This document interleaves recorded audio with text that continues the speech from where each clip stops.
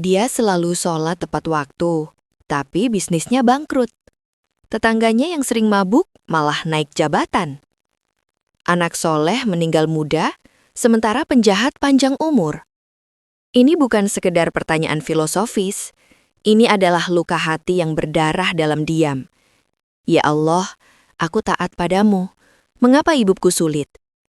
Mereka yang melanggarmu malah bahagia. Hari ini, kita akan menyelami pertanyaan paling menyakitkan dalam iman, dengan membawa 3 kunci utama, Al-Quran, hadis Nabi, dan hikmah para ulama. Pertama, mari kita dengarkan firman Allah yang sering kita baca, tapi jarang kita renungkan. Dalam surat Al-Baqarah ayat 155 sampai 156, Allah berfirman, yang artinya, "Dan kami pasti akan menguji kamu dengan sedikit ketakutan, kelaparan, kekurangan harta, jiwa, dan buah-buahan. Dan sampaikanlah kabar gembira kepada orang-orang yang sabar, yaitu orang-orang yang apabila ditimpa musibah, mereka berkata, 'Inna lillahi wa inna ilaihi roji'un.' Artinya, sesungguhnya kami milik Allah, dan kepadanyalah kami kembali. Perhatikan kata, lanabluwannakum. Kami pasti akan menguji. Ini bukan kemungkinan, tapi kepastian. Setiap mukmin pasti diuji. Dan ujian itu bervariasi, bisa takut, lapar, kehilangan harta, kehilangan orang tercinta. Jika orang baik harusnya bahagia, mari kita lihat teladan terbaik, para nabi. Mereka adalah manusia terpilih, tapi hidup penuh ujian. Nabi Ayub alaihi salam. Dalam Al-Quran surat Shad ayat 41-44, artinya, "Dan ingatlah akan hamba kami, Ayub, ketika ia menyeru Tuhannya, sesungguhnya aku diganggu setan dengan kepayahan dan siksaan. Allah berfirman, hantamkanlah kakimu. Inilah air yang sejuk untuk mandi dan minum." Nabi Ayub diuji dengan kehilangan harta, kehilangan anak-anak, sakit parah selama 18 tahun. Tapi dia tetap sabar, dan Allah akhirnya mengembalikan segalanya. Nabi Yusuf alaihi salam dilempar ke sumur oleh saudaranya, dijual sebagai budak, difitnah, dipenjara bertahun-tahun, tapi akhirnya menjadi menteri. Rasulullah Muhammad SAW difitnah, dilempari batu sampai berdarah di Taif. Dalam hadis riwayat Bukhari, beliau berdoa, Allahumma ilaika ashku du'fa quwwati wa qillata hilati wa hawani 'alan nas. Ya Allah, kepadamu aku mengaduhkan kelemahan kekuatanku, sedikitnya kemampuanku, dan kerendahanku di mata manusia. Para nabi tidak dijamin kebahagiaan dunia, tapi mereka dijamin kebahagiaan akhirat. Sekarang, mari kita pakai logika waktu. Berapa lama hidup manusia? Rata-rata 60-70 tahun. Berapa lama akhirat? Kekal selamanya. Dalam surat Al-Ankabut ayat 64, Allah berfirman, "Wa ma hadhil hayatud dunya illa lahwun wa la'ibun, wa innad darul akhirata lahiyal hayawanu, law kanu ya'lamun." Artinya, dan tiadalah kehidupan dunia ini selain dari main-main dan senda gurau belaka. Dan sungguh kampung akhirat itu lebih baik bagi orang-orang yang bertakwa. Apakah kamu tidak mengerti? Analoginya, bayangkan Anda nonton film 3 jam. Di menit ke-10, ada karakter jahat yang tertawa senang. Anda protes, ini tidak adil. Tapi Anda belum lihat endingnya di menit ke-180, di mana si jahat masuk penjara. Dunia ini hanya panggung ujian, bukan panggung pembalasan. Pembalasan sebenarnya ada di akhirat. Imam Al-Ghazali dalam Ihya Ulumuddin memberikan analogi brilian. Orang kafir yang bahagia di dunia seperti bayi yang diberi mainan beracun. Dia senang sekarang, tapi akan mati besok. Orang mukmin yang menderita seperti orang dewasa yang minum obat pahit.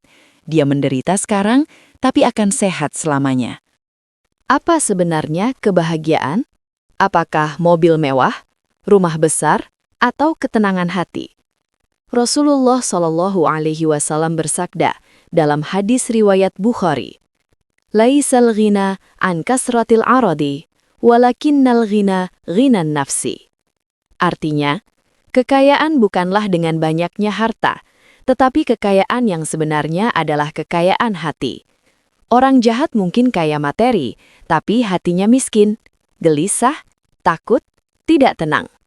Orang baik mungkin miskin materi, tapi hatinya kaya, tenang, tentram, bersyukur. Dalam surat Ar-Ra'd ayat 28, Allah berfirman, Alladzina amanu wa tatma'innu qulubuhum bidzikrillah. Ala bidzikrillahi tatma'innul qulub. Artinya, yaitu orang-orang yang beriman dan hati mereka menjadi tentram dengan mengingat Allah. Ingatlah, hanya dengan mengingat Allah, hati menjadi tentram. Kebahagiaan sejati adalah ketenangan hati yang datang dari iman. Ini tidak bisa dibeli dengan uang. Orang jahat bisa beli villa, tapi tidak bisa beli ketenangan hati. Mengapa orang baik harus menderita? Mari kita gali 5 hikmah besar. 1. Penyucian dosa. Rasulullah SAW bersabda, tidaklah menimpa seorang mukmin berupa rasa sakit, kelelahan, penyakit, dan kesedihan, bahkan sampai duri yang menusuknya, melainkan Allah akan menghapus dosa-dosanya. Hadis riwayat Bukhari. 2. Peningkatan derajat.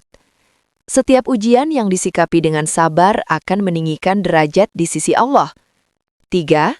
Pelajaran bagi orang lain. Penderitaan orang salih menjadi pelajaran hidup bagi yang menyaksikan. 4. Ujian kesabaran. Allah ingin melihat siapa yang sabar. Dalam Al-Quran Surah Ali Imran ayat 142, Am hasibtum an tadkhulul jannata walamma ya'lamillahu alladhina jahadu minkum wa ya'lamas sabirin. Yang artinya, apakah kamu mengira bahwa kamu akan masuk surga, padahal belum nyata bagi Allah orang-orang yang berjihad di antaramu, dan belum nyata orang-orang yang sabar? 5. Persiapan kebahagiaan abadi. Penderitaan dunia adalah latihan untuk kebahagiaan abadi di akhirat. Jadi, mengapa orang baik menderita sementara orang jahat bahagia? Kesimpulan, orang baik bukan menderita, tapi sedang diinvestasikan oleh Allah untuk kebahagiaan yang lebih besar dan abadi. Orang jahat bukan bahagia, tapi sedang diberi tenggat waktu sebelum pembalasan yang pedih. Ingat pesan Imam Ibnul Qayyim dalam Uddatus Syabirin, Allah menguji hambanya sesuai kadar imannya. Jika imannya kuat, ujiannya berat.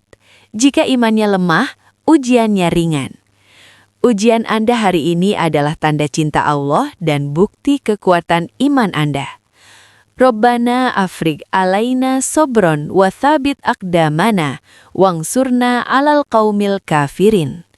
Artinya, ya Tuhan kami, limpahkanlah kesabaran kepada kami, teguhkanlah pendirian kami, dan tolonglah kami terhadap orang-orang kafir. Al-Quran Surah Al-Baqarah ayat 250. Jika video ini menghibur hati Anda, like, subscribe, dan share. Komen, sabar itu pilihan, bukan keterpaksaan. Wassalamualaikum warahmatullahi wabarakatuh.